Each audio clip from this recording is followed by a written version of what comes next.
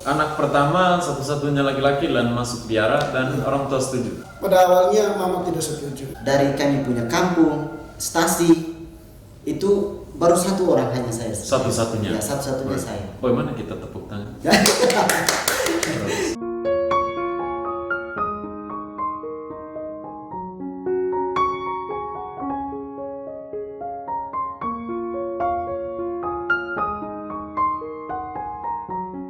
Kita kembali ke belakang sedikit soal keadaan keluarga. Bruder bungsu berasal dari keluarga yang seperti apa ya? Ya, saya berasal dari keluarga yang sangat sederhana. Pekerjaan bapak sebagai petani, Ya. dan mama juga sebagai petani. Dan Oke. jelasnya Petani, ibu rumah tangga. petani Ya. berumah tangga ya. Kamu berapa orang? Kami ada 2 bersaudara. 2 bersaudara. Ya. Kamu anak keberapa? Saya anak pertama, Oh iya. Kedua? saudari. Oke, engkau anak pertama satu-satunya laki-laki dan masuk biara dan orang tua setuju. Ya, orang tua setuju. Pada awalnya mama tidak setuju Oh iya. sebenarnya. Ya. Pada akhir atau dalam perjalanan mama, Dalam perjalanan mama akhirnya. rupanya mama setuju, senang lihat anaknya pakai jubah. Saya kira selain itu juga karena juga dukungan dari bapak waktu itu. Oh iya. Bapak bilang ya orang lepas-lepas saja lah waktu itu yang saya dengar. Ya. Kau ini sudah tua, nanti kalau kau mati apakah kau bawa dengan dia untuk urus dia punya hidup? Iya. Kalau kau mati dia urus dia punya hidup sendiri, kita tidak Ya. tahu dia mau jadi apa ke depan ini. Sangat. Dan sekarang dia mau untuk itu, ya biarkan saja dia Oke. pergi untuk mencari masa depannya.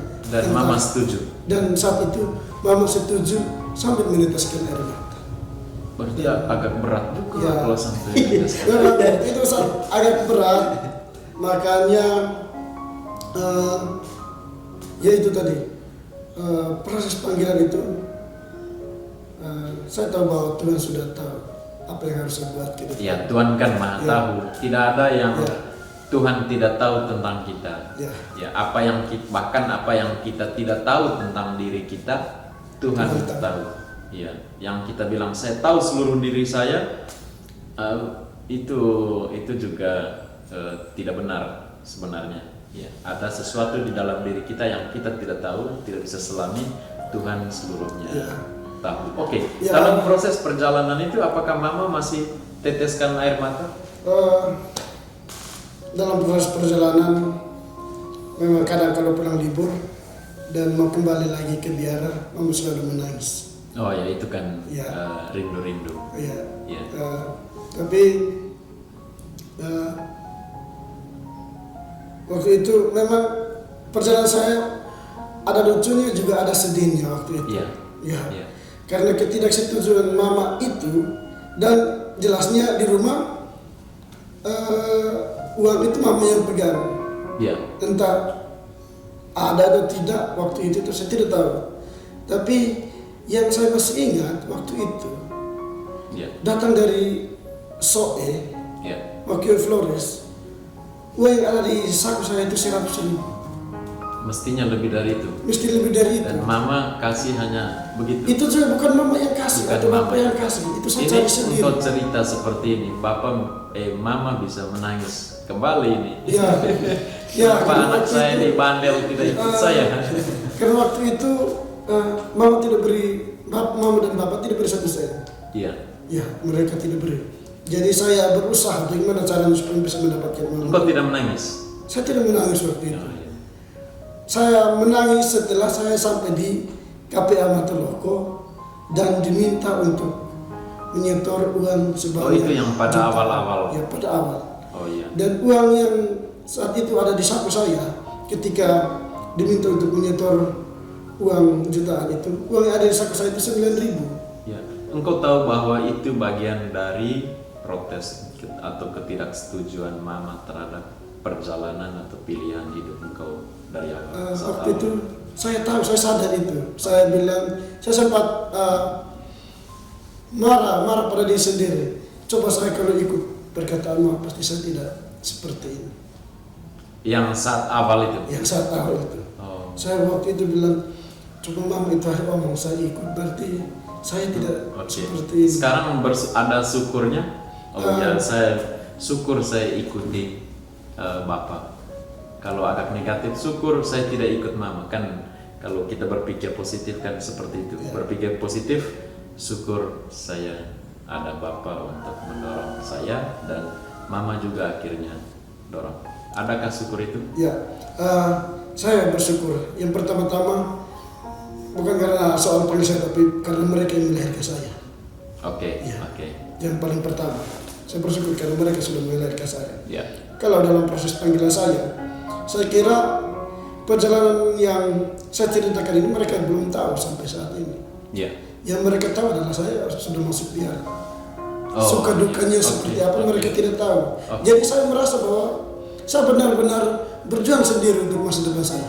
Oke. Selain tidak berarti bahwa mengabaikan bapak dan mama sebagai orang tua saya yang Engkau melahirkan. bisa menduga sekarang bahwa ketika bapak mama dengar ini atau nonton engkau berbicara seperti ini, mereka juga jatuh air mata? Ya, pasti jatuh air mata. Engkau mau minta maaf atau apa? Saya minta maaf untuk Atau tidak? ya saya minta maaf. Saya minta maaf yang pertama untuk mama karena pada awalnya untuk bapak dan mama sekalian, karena tahun pertama saya masuk biara tahun 2010, waktu itu saya seolah-olah merasa bahwa saya tidak punya bapak dan mama. Ya. Setelah saya berada di tanah orang, saya harus mengalami Oh ya. pengalaman pahit. Iya. Ya, Iya. karena dari Kupang sampai di Ende Iya. itu saya dengan teman-teman itu mereka ya tidak foya-foya lah, tapi kebutuhan mereka di atas kapal itu terpenuhi. Iya. Iya. Beli buah-buahan, beli ini, beli ini, makanan ini. Saya tidak bisa buat apa-apa karena uang di saku saya hanya 9.000. Saya tidak terbuka, saya juga tidak beritahu teman-teman Bahwa saya tidak tidak ada. ini. Oke. Dan waktu itu juga saya tidak pernah tahu bahwa nanti saya sampai di biara akan ada minta uang.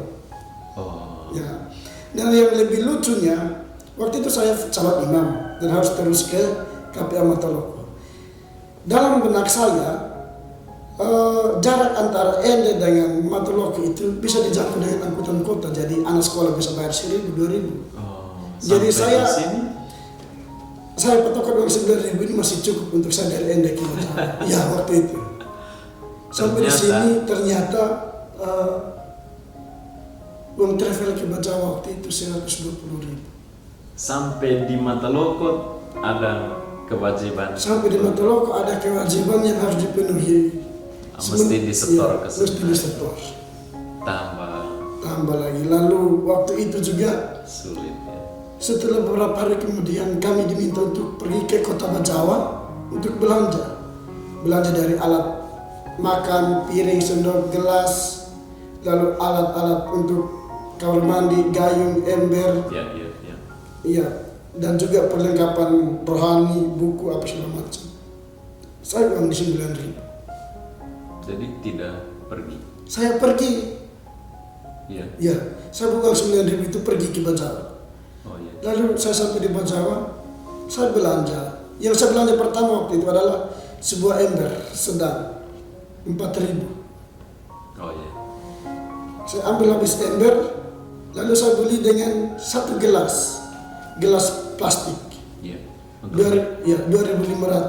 Jadi uang sekarang sisa 3.500. Ya. Ya, masih 3.000. Saya pegang ember dan gelas itu simpan dalam, saya pegang jalan. Ya. 500-nya saya beli aqua karena haus. Ya.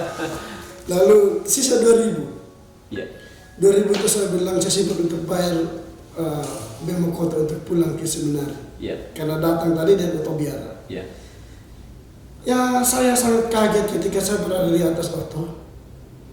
Barang-barang seperti piring, sendok, ini sabun, rinso, odol, sikat gigi, semuanya sudah ada di dalam ember.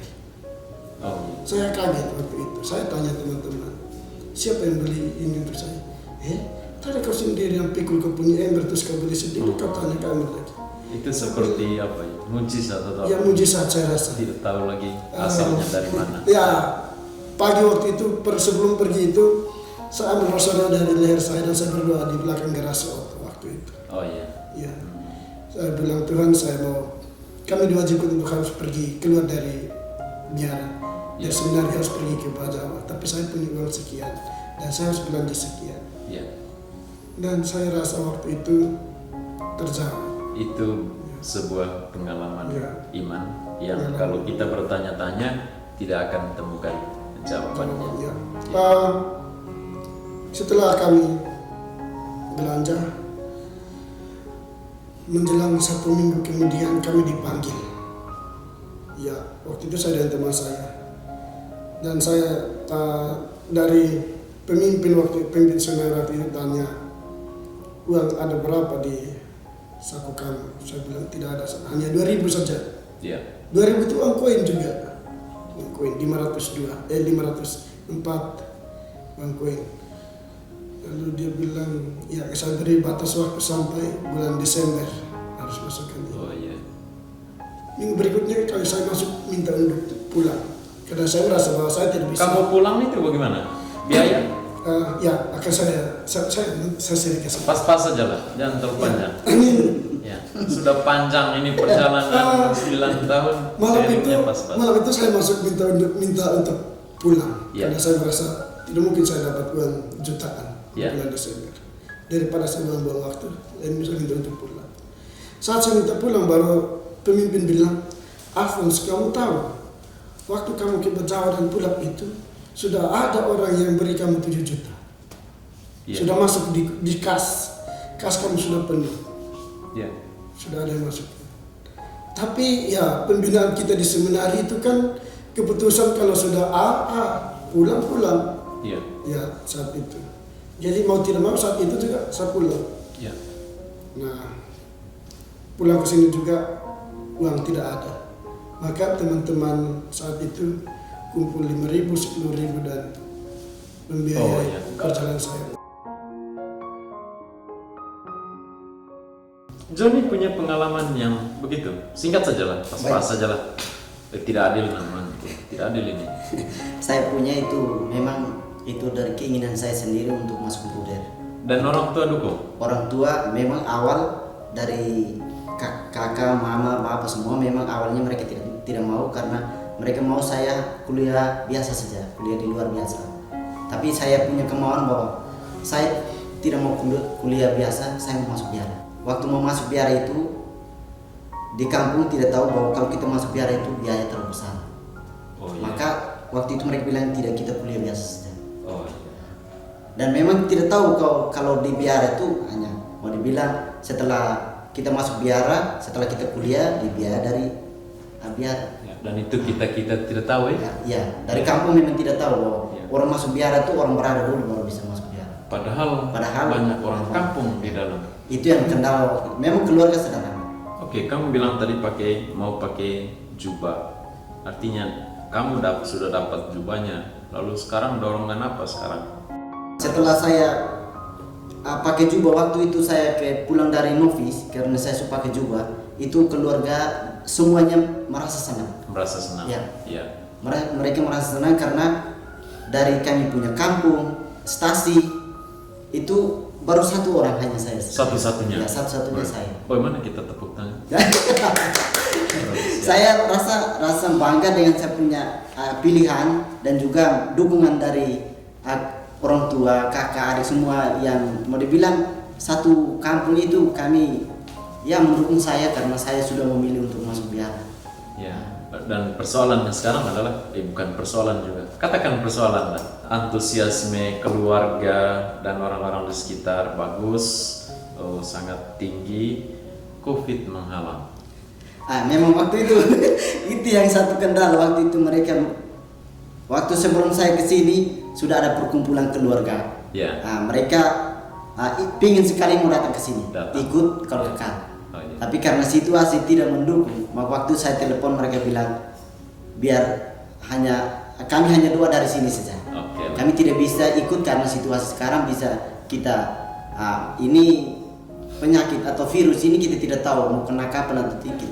Oke. Jadi biar saja adik atau anak jalani. Keluarga di kampung kiranya menonton wawancara ini, dialog ini atau video ini, kalau orang di kampung kan kita menulis sekian panjang riwayat atau kamu sendiri menulis untuk mereka baca, membaca itu memang agak susah. Tapi kalau mendengar seperti ini, wah, Mereka orang bahagia pasti karena antusias. memang situasi kan mereka rasa bahagia karena saya salah satu orang yang mau dibilang dukungan dari keluarga, dari satu kampung itu saya sendiri. Jadi Wah. mereka ketika nonton ini juga pasti mereka senang karena Ya. saya sendiri yang Oke, Memilih. pengikraran kau kekalnya juga kita akan dokumentasikan secara lengkap supaya keluarga juga bisa atau kenalan dimanapun yang ingin hadir tapi tidak diperbolehkan hadir, dilarang karena COVID ya. Jadi memang sendiri yang mau dan keluarga juga dukung. Oke, jubah sekarang sudah didapat, Johnny. Lalu selanjutnya bagaimana ini menjadi biarawan misionaris? Komitmennya ini apa? Bukan komitmen mendapatkan jubah lagi kan? saya sudah apa yang sudah dikenakan saya harus menjaga. Nah, Oke. itu komitmen saya. Ya, Dan saya tidak soal misinya bagaimana? misi itu kalau misi yang sudah ditentukan saya dapat di timur dan saya ketika saya terjun ke dunia peternakan saya mengikuti saya punya kemampuan yang sebenarnya. Oke, Untuk misi saya akan lakukan. Bukan sekedar pakai jubah atau ya ke jubah itu membuat motivasi awal itu Ya, buat oke, ketika saya pakai jubah pasti saya kira ke tempat misinya di mana? Oh ya, kandang babi, kandang ayam atau sapi di sana. Saya mesti pakai jubah ya. Oke, engkau menyebut tadi misi di Timor ya. Artinya pemimpin sudah beritahu sedikit bahwa kamu akan diutus ke Timor. Provinsi SPD seperti Timor. Ya. Kalau Bruder Bungsu ada dapat informasi? Setelah saya mendapatkan informasi, saya akan ditempatkan di benua Afrika, Di bagian Afrika Selatan di Mozambik. senang Ya, pergi jauh ya. Ya, pada awalnya agak berat rasanya karena menyadari saya basicnya Ya. jurusan pendidikan bahasa Indonesia dan tentunya harus akan menjadi guru ke depan karena kita misi SWD punya Mau sekolah-sekolah Mozambik itu bahasa Portu. Ya, oke lah. Bahasa Belajar Portu. bahasa. Tapi setelah berefleksi beberapa hari terakhir ini saya merasa bahwa misi SWD itu di mana-mana. Oke. Ya. Ya. Dan misi SWD itu di mana-mana dan di mana saja kita diutus mesti jalankan. Seni. Ya. Eh, Jadi menjadi misionaris tidak harus mengajar. Oke. Ya. Setelah saya ditempatkan di sana, saya menyadari bahwa ternyata menjadi misionaris tidak harus mengajar Oke. atau tidak harus ikut apa yang sudah saya. Ya, yang Bruder bilang mengajar itu mengajar konteks Ya. lembaga pendidikan. Lembaga pendidikan. Tapi peran misionaris salah satunya juga mengajar. Ya.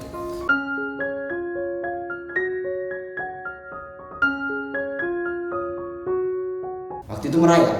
Oh, Setelah saya ikut saja. Setelah merayap habis, setelah itu mereka datang kayak mau minta maaf, maunya Oh, iya. merasa bersalah sekali, mau mereka bersalah. Tiba-tiba ada teman yang teriak bilang dia Bruder. Pak itu langsung mundur dan ya keringatlah. Oh, Muka merah.